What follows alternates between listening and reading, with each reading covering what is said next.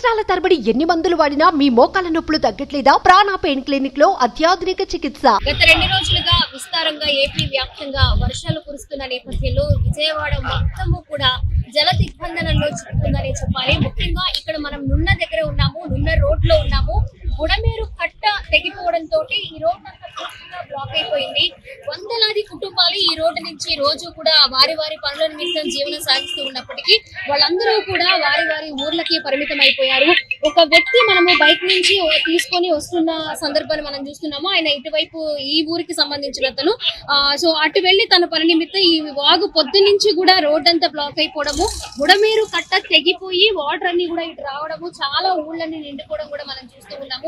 ఎంతో మంది వాహనదారులు వెళ్ళడానికి కూడా ఇబ్బందికరంగా మారడంతో వాళ్ళందరూ సో అధికారులు కూడా సమాచారం అందించాము. వాళ్ళందరూ వస్తే కొంచెం ఈ వాటర్ నుంచి బయటికి, అంటే ఇటువైపు ఉన్న వాళ్ళు అవతల వైపుకు వారి ఊరికి వెళ్ళడానికి కూడా ఏర్పాట్లు చేయాలని కూడా ఇక్కడ బ్లాక్ అయిపోయిన వాళ్ళు అయితే చెప్తూ ఉన్నారు.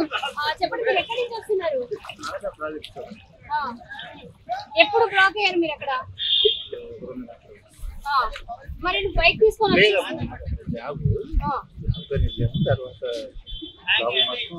తెల్లారిన తర్వాత పొంగిపోయింది.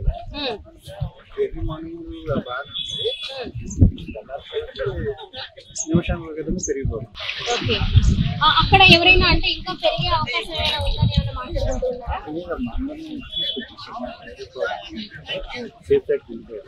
ఓకే, ఎంతమంది ఉండొచ్చు అండి?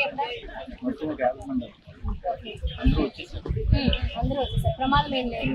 ఓకే, సో చూసుకోవచ్చు ముందుగా అంటే మార్నింగ్ నుంచి ఈ రోడ్ అంతా బ్లాక్ అవ్వడము, వాటర్ ఉధృతి కూడా పెరిగిపోవడంతో ముందుగానే అధికారులు చర్యలు తీసుకుని అక్కడ ఎవరైతే ఫ్యాక్టరీలో వర్క్ చేస్తున్నారో వాళ్ళందరికీ కూడా సేఫ్ సైడ్ క్లియర్ చేశారు అని కూడా చెప్తూ ఉన్నారు. మనం చూసుకోవచ్చు ఒక మోకడ లోతు కంటే కూడా మనిషి పూర్తిగా సగం వరకు నిండిపోయేలాగా ఇక్కడ రోడ్ అంతా నిండిపోయింది. ఇంకా వాటర్ ఎక్కువగా వచ్చే అవకాశం ఉండడంతో అటు నుంచి ఇటువైపు కానీ ఇటు నుంచి అటువైపు కానీ ఎవరు కూడా వెళ్లకుండా జాగ్రత్తలు తీసుకోవాలి, కొంచెం కేర్ గా ఉండాలి అని కూడా చెప్తూ ఉన్నారు అధికారులు. మొత్తంగా మనం చూసుకోవచ్చు మంత్రి లోకేష్ టీం కూడా ఎక్కడైతే లోతట్టు ప్రాంతాల్లో మునిగిపోయి ఉన్నారో, ప్రజలు ఇబ్బంది పడుతూ ఉన్నారో వాళ్ళందరికీ కూడా వెంటనే సహాయక చర్యలు చేపట్టడంతో పాటు వారిని ఎక్కడైతే వాళ్ళకి పునరావాస కేంద్రాలు ఏర్పాటు చేశారో ఆ విధంగా వాళ్ళని తరలించేలాగా ఏర్పాట్లు కూడా చేస్తూ ఉన్నారు. మరి ఈ రోజు సెప్టెంబర్ 1వ తారీఖు మధ్యాహ్నం నుంచి కూడా వర్ష ఉధృతి పెరిగే అవకాశం ఉండడంతో ముందుగానే ఎక్కడైతే వాటర్ బ్లాక్ అయిందో, ఇళ్లలోకి నీరు చేరిందో,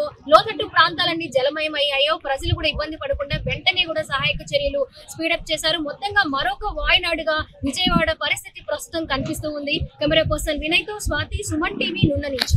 సుమన్ టీవీలో మీ పర్సనల్ అండ్ బిజినెస్ ప్రమోషన్స్ కోసం కింది నెంబర్ కి కాంటాక్ట్ చేయండి.